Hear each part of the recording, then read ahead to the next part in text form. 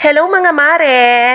Magandang umaga po sa ating lahat. For today's video ay magluluto ako ng adobong pusit. Ganito ako mag-adobo ng pusit. So ayan, gisa lang natin yung mga ricados niya. Kalahok dyan, bawang, sibuyas, at saka luya.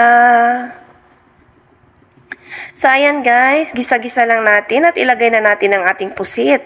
Tinanggalan ko yan ng laman.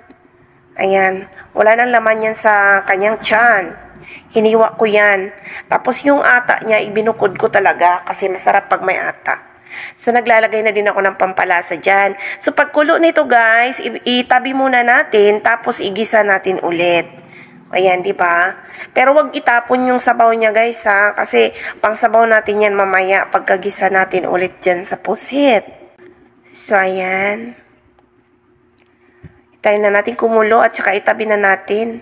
Naglalagay din ako dyan ng kaunting toyo at siling haba.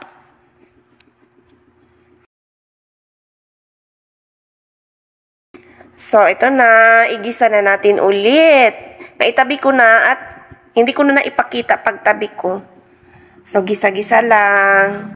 Saka ko naman ilagay yung itinabi ko na ibinukod ko na niya, yung ata niya. Naglalagay din pala ako dito ng kaunting asukal para maging balansi ang lasa. Saka natin ibuhos yung kanyang sabaw kanina.